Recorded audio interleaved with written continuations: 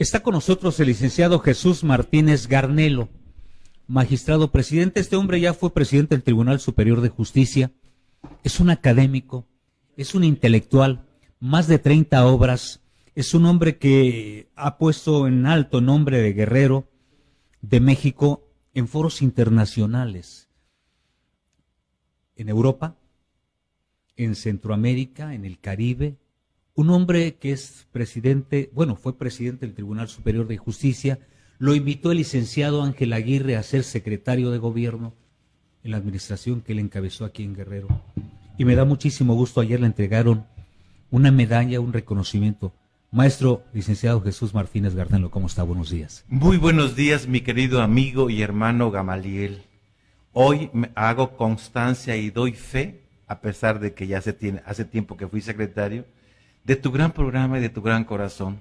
Acabo de vivir en unos instantes, unos segundos, esa noble actividad que tienes todos los días y que incluso transfieres, buscas la forma de darle solución. El problema que acabo de escuchar de la dama esta que falleció en mi región, por cierto, en mi región de Tlapa, yo soy originario de esa región, necesitan tantas atenciones. Usted fue secretario de gobierno. ¿Qué se tiene que hacer en la montaña? A mí me duele mucho, casi estaba a punto de llorar cuando escuchaba a esta maestra Esperanza, de que había platicado con su hermana, habían comentado el día de ayer por la tarde y estaban riendo. Y ya después les dijeron que había fallecido en quirófano. ¿Qué hay que hacer? ¿Qué hay que hacer? Yo no sé. Primero los pobres, sí, porque primero los pobres son los que se están muriendo en este país.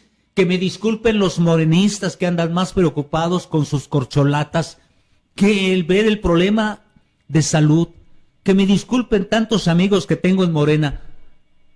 Pero esto a mí me eriza la piel, Martínez Garnelo. La extinción de una vida, y principalmente en una mujer tan joven, evidentemente que impacta. ¿Qué es lo que hay que hacer? Yo creo que tenemos que establecer una especie de reingeniería estructuralmente social, no solamente para Guerrero, para las 8 regiones o 9 regiones ya de Guerrero, sino de lo que es Latinoamérica. Realmente de México hacia abajo, incluyendo Brasil, que ya estuve hace un año, nos damos cuenta que la pobreza es extrema. Entonces, esto que yo llamo una reingeniería social es a través de planteamientos y programas más directos, mucho más enfocado. Y no son todos en términos generales como tal, pero si hablamos de salud, es prioridad. Si hablamos de los ecosistemas, por todo lo que estamos viviendo, es un tópico. Y obviamente la seguridad.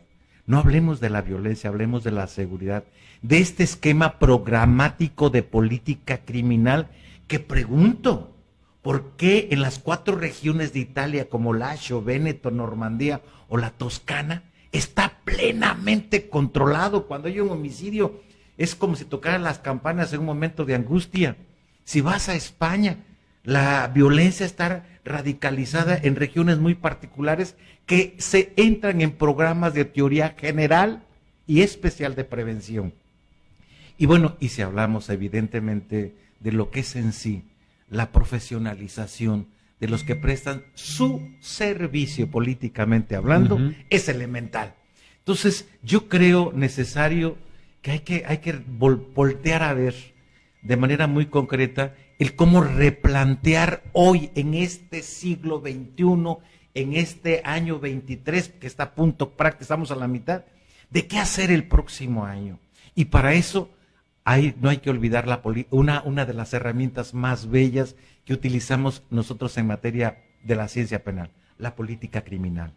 Si hablamos de seguridad, hay que hablar de una política de sanidad como la tienen en otros países. Lo interesante es manejar también una parte comparativa de qué está funcionando allá, pues para traérnoslos, pero tiene que ver sobre todo profesionalismo, voluntad y sensibilidad.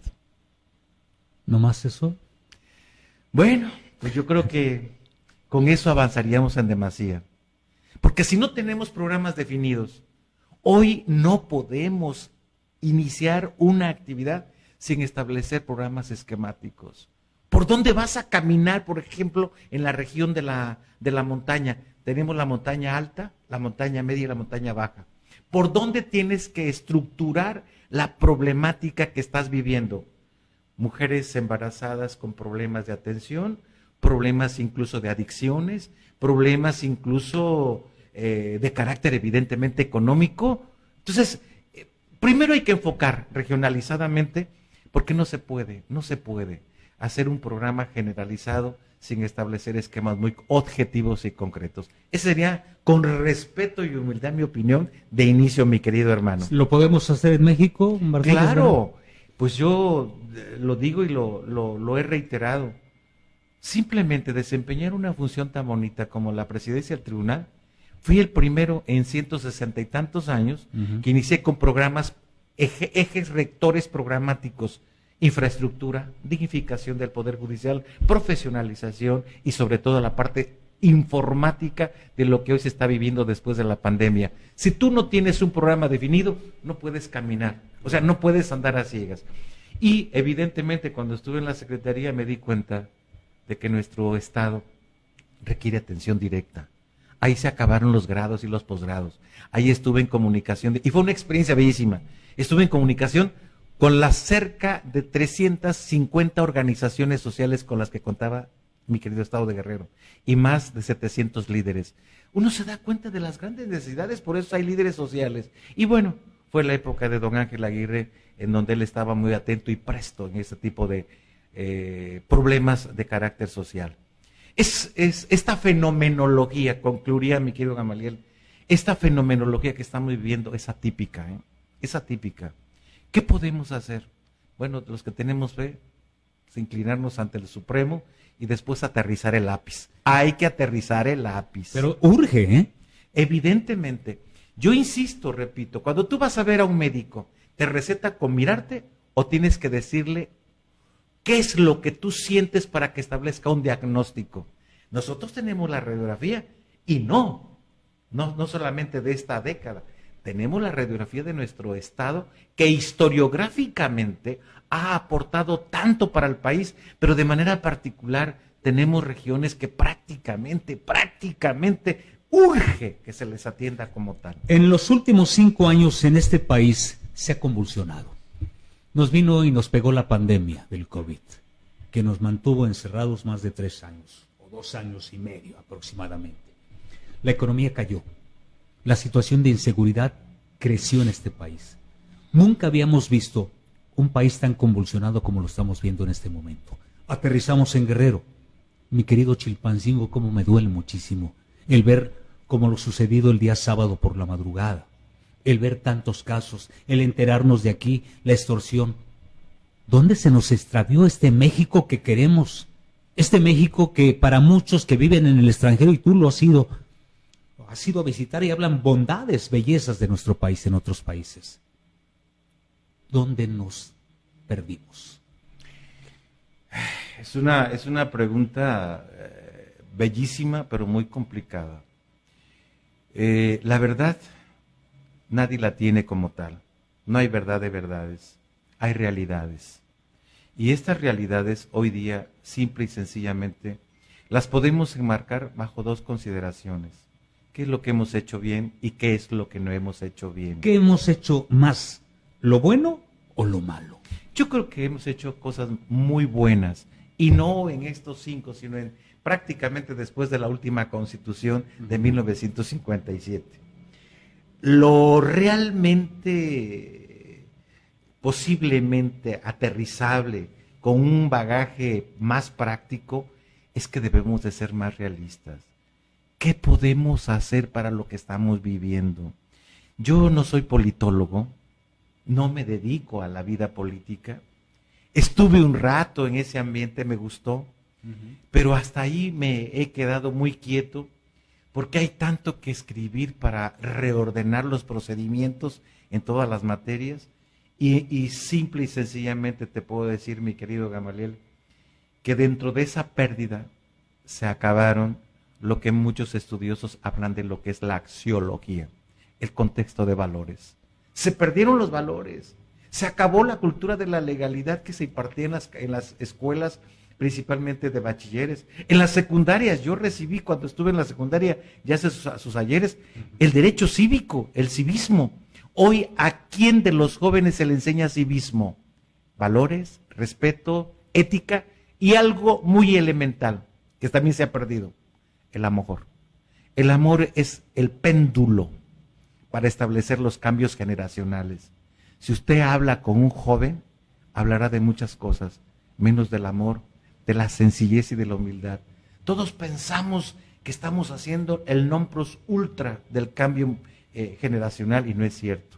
Entonces, si retomásemos esos tipos de rubros, pudiésemos hablar, no, por cierto, no para mañana, para la nueva generación.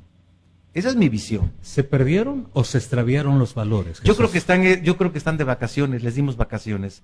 Hay que cortarles ya las vacaciones y retomarlo desde la época del preescolar, en la primaria, en la secundaria, en las facultades y en los posgrados. Te quiero comentar, Gamaliel, que cuando yo hablo de cuestiones éticas o de cuestiones morales, amorales o inmorales, bajo la parte hasta incluso bíblica de los efectos un tanto de inmoralidad o de no castidad pura, me sorprenden muchos jóvenes que no tienen la menor idea.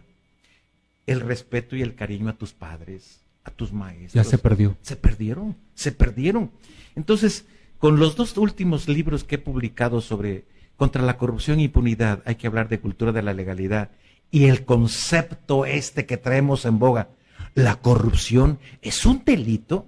Hay una confusión semántica, valorativa. Entonces tenemos que volver a nuestros orígenes con cierta suavidad, porque desafortunadamente hoy día como que nos hemos alejado de esta parte, repito, sensible y humana.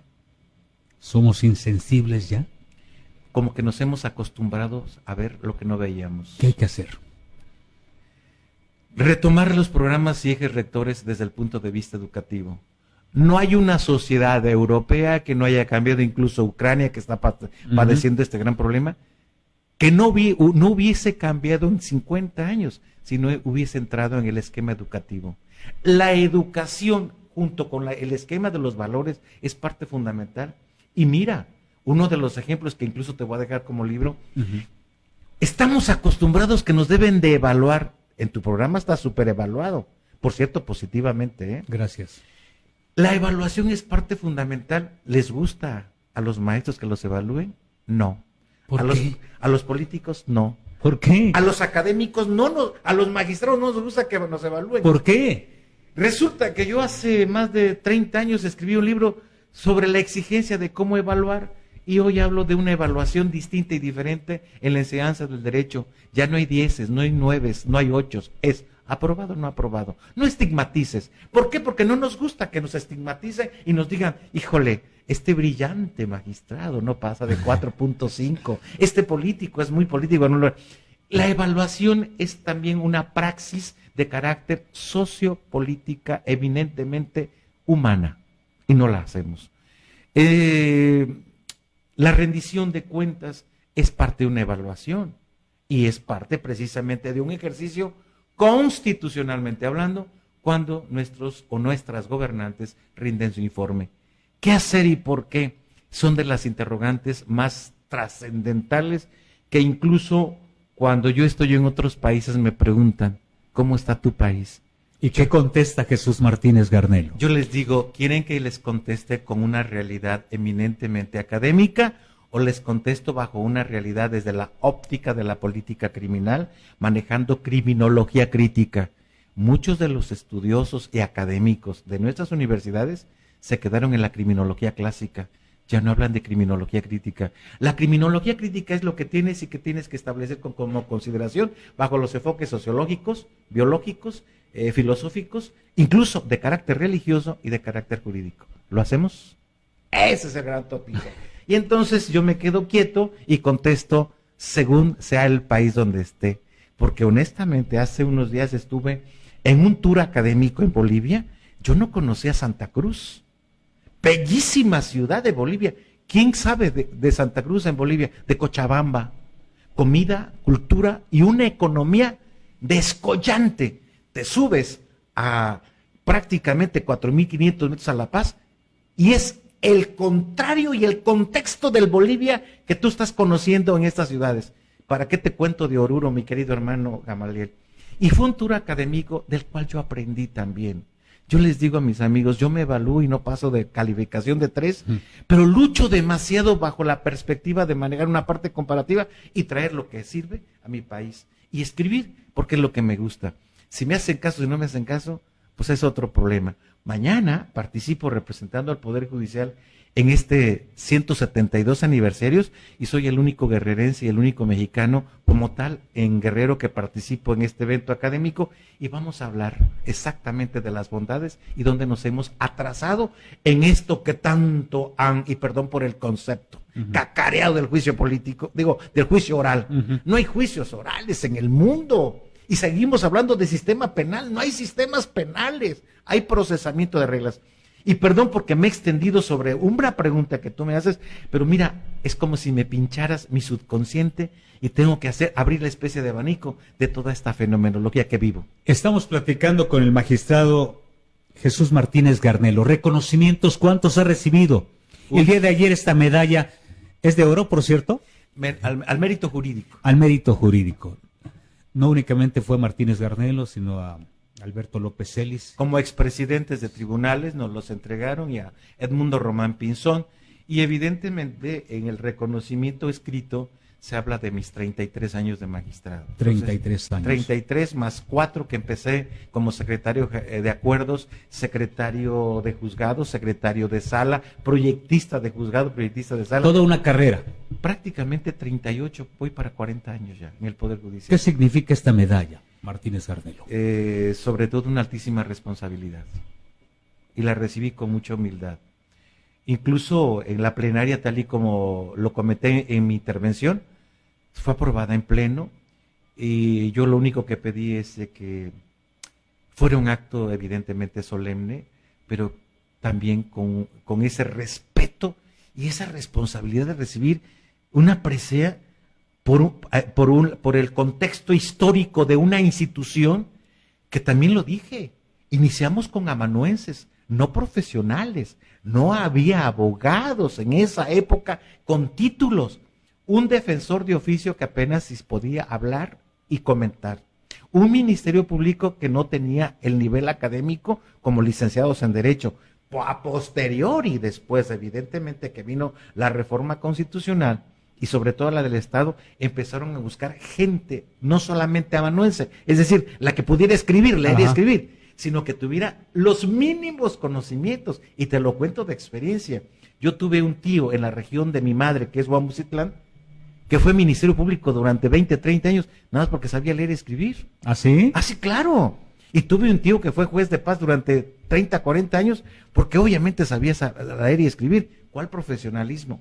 Hoy es otro contexto de tiempo, y esta presea para mí, primero, agradezco a los precursores constitucionalistas, segundo, a los iniciadores del Poder Judicial de mi estado, y tercero, soy un humilde guerrerense que incluso me catalogo como un obrero en materia jurídica que todos los días lucho por transferir, comunicarme con mis semejantes y con aquellos que también me piden que yo les dé la mano. ¿Te duele lo que pasa en Guerrero y en México, magistrado? Me duele porque sobre todo yo estudié en una región muy humilde, yo salí a la edad de 12 años de mi pueblo, caminaba para ir a estudiar la secundaria los días domingos, porque entrábamos a clases los lunes a las 6 de la mañana en una secundaria técnica agropecuaria, caminaba hasta 3, 4 horas, no había coches, era terracería.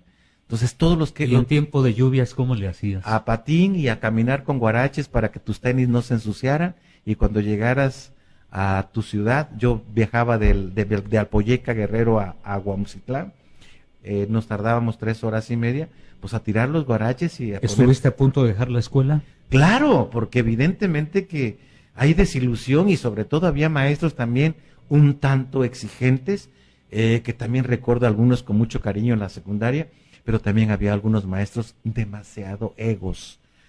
¿Por qué? Porque se hablaban de la nueva cultura en materia agrícola, apícola, etcétera, etcétera. Yo sabía vacunar cerdos, sabía tener mi apiario en casa, porque es lo que me enseñaron en la secundaria.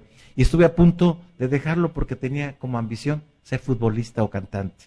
¿Y no fuiste? No, mi papá me dijo, podrás hacer eso, pero cuando termines tu carrera. Y bendito Dios que en el cielo esté mi padre y mi madre, porque me enseñaron a amar algo muy bello, estudiar. Me enseñaron a Y amar. sigues estudiando. Sigo estudiando y soy ¿Qué evaluado. le recomiendas a estas nuevas generaciones que están pegadas al teléfono, al internet, al WhatsApp, al Face? Bueno, de entrada, que es parte fundamental del mundo que estamos viviendo. Claro. Sin embargo, yo lo ubico dentro del contexto del derecho informático como fuente formal, ¿eh? Y tenemos que dejarlo, no solamente como herramienta, utilizarlo y dejar la parte del ocio. En Japón, que no he visitado, manejan el derecho al ocio para que tengas minutos al día para manejar tu teléfono y tus programas. Son más ordenados. Ordenados y regulados. Nosotros no. Está ad libitum, el tiempo, la hora y lo demás. ¿Qué puedo sugerir? Primero, que se acerquen más a los padres. Que en lugar de estar en el teléfono en el momento del desayuno o la comida, interactúen. Y así como tú me miras con esa interrogante, que así miremos a los hijos. Yo tuve el privilegio de tener 3 hijas mujeres y lo primero que hacemos cuando tenemos el privilegio de desayunar, porque ellas en México, 2 en España, yo en Guerrero, es dejar los teléfonos en un cesto y ponernos a platicar de cómo Pero nos dirán, fue. es difícil eso, la gente que nos escucha.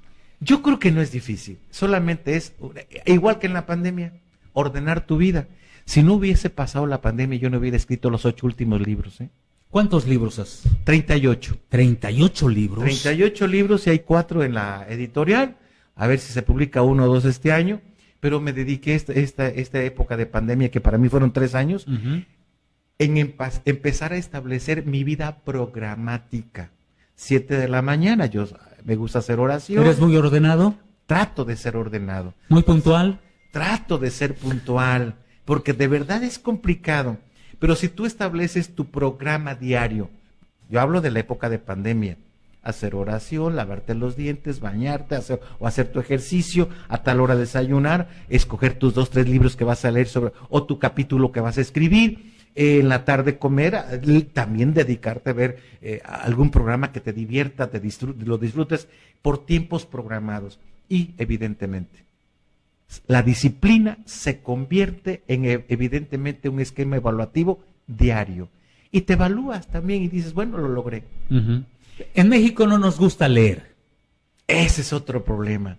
En España, principalmente en el Colegio de las Vizcaínas, que es un colegio de universidades, las mujeres, las damas, es un colegio para puras damas, ¿saben cuántos libros ha leído una niña que está en el primer semestre de la Facultad de Derecho y que ha impartido cátedra? ¿Sabes cuántos libros? No. Aproximadamente entre 800 y 1000 libros ha leído y llevan su cronograma de libros. Pregunto en México, ¿cuántos leemos? Con posgrados, con doctorados. No nos gusta leer, nos gusta todo que sea de manera muy práctica. Precisamente ese es el reto que yo busco y cuando pretendo o busco esa interacción, siempre pincho algo elemental para aquellos que me escuchan.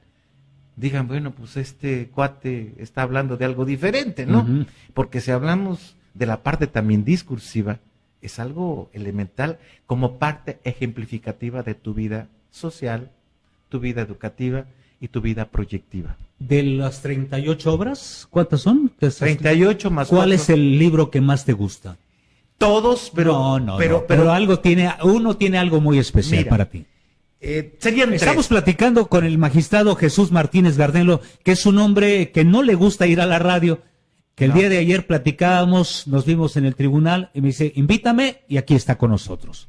Y de verdad es un privilegio. No, porque para mí es la verdad es que yo tenía muchos deseos de estar en tu programa. Gracias. Y ayer el regalo que tú me diste de darme el abrazo, porque yo te tengo un cariño y un respeto muy especial, Igualmente. mi querido Gamaliel, y no soy el maestro, yo soy el que aprende de ti, de verdad. No, yo soy el que aprendo de ti. Te escucho cuando puedo, cuando tengo la oportunidad, porque cuando estoy fuera a veces no llega hasta allá tu emisión, pero para mí fue un regalo muy especial.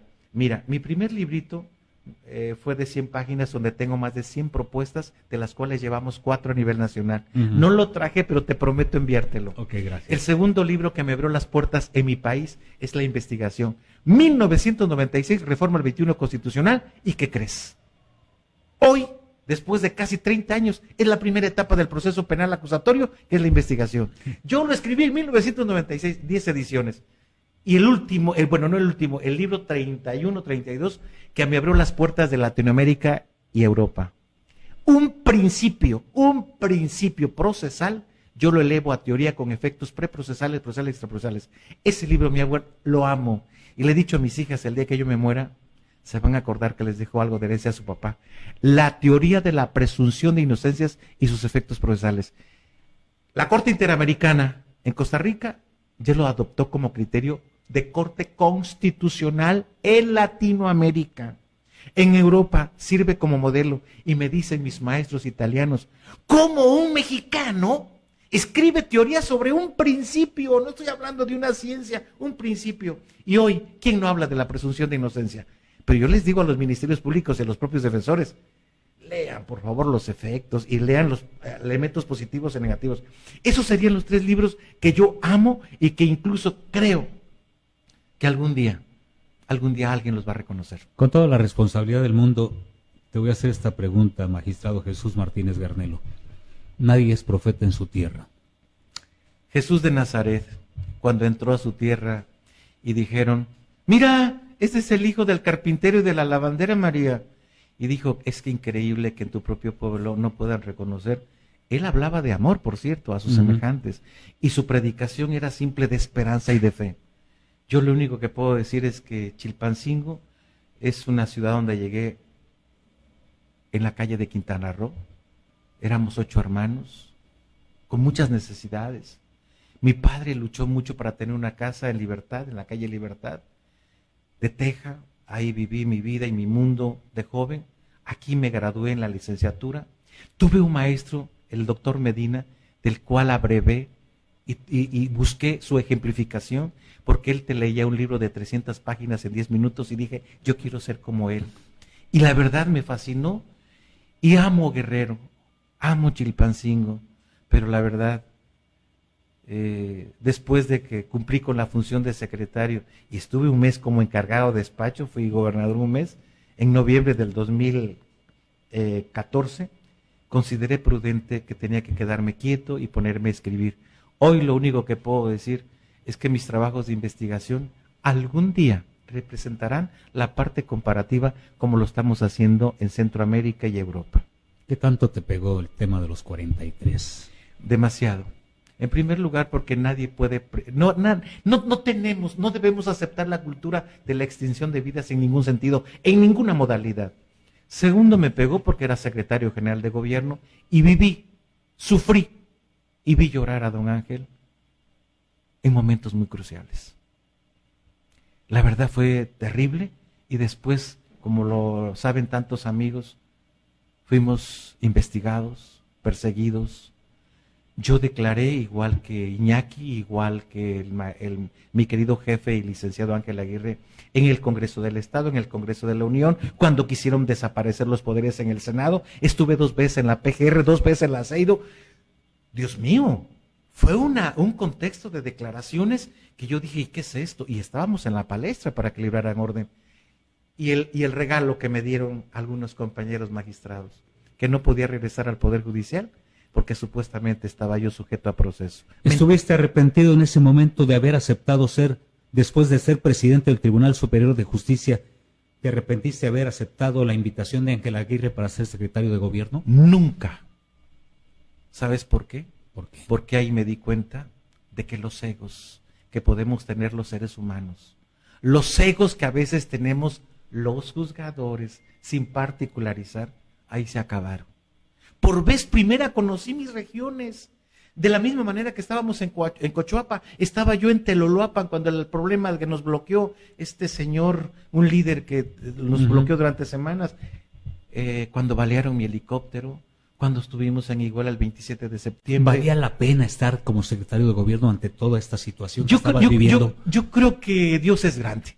Yo creo que me probó y me mandó a este lugar para que se acabara esa parte de la insensibilidad y a lo mejor del ego que yo tenía. Hoy puede ser que tenga ego, pero ya no es el mismo ego que tenía yo antes. Hoy veo las cosas de manera diferente y me siento feliz por esa invitación.